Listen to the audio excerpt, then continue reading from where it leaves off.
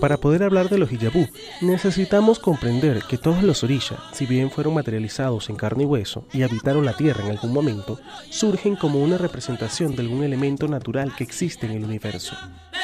Los orisha son la naturaleza, y es en ella donde estas espiritualidades residen. Una vez aclarado este punto, es menester entender que Ifá es la base de todo, lo visible y lo que no podemos ver. Ifá es la palabra sagrada de Olodumare. A través de Ifá se manifiestan los deseos y normas del Todopoderoso.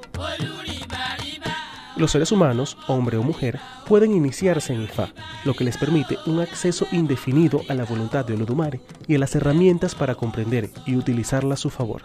No obstante, se necesita pasar por un proceso ceremonial de 3 días en el Iyabú de Ifá.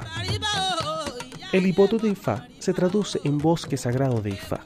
Si bien este recinto posee una forma de choza, en él reside todo el poder de la naturaleza, y es a partir del Ibotu de Ifá que se desprenden los Iyabú. Iyabú se traduce a recinto de los orisha. La ubicación en cualquier punto geográfico de los Iyabú debe estar alineada con las voluntades del cielo. No es un espacio al azar. Con la herramienta de adivinación Opele, se debe consultar a Orunmila para determinar el espacio en el que se podrá construir el Iyabú. Los Iyabú, aparte de servir para que las deidades tengan un espacio específico para ellos, se utilizan como el sitio para iniciar a las personas en el culto de esa deidad. El Ebe Orishaoko cuenta con el Ibotu de Ifá y con los Iyabú de Eshu, Orishanla, Yemoya, Iyami, Shango, Oshun, Egungun, Ogun y Orishaoko. En total, 9. Adicionalmente, posee el primer templo de la fraternidad de Oboni en América Latina. Este recinto tiene las mismas características físicas que un Iyabú. Los Iyabú son el reflejo de la voluntad de Olodumare en la tierra.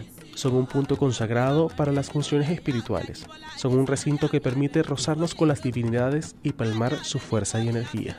Son un punto consagrado para las funciones espirituales. Son un recinto que permite rozarnos con las deidades y palpar su fuerza y energía.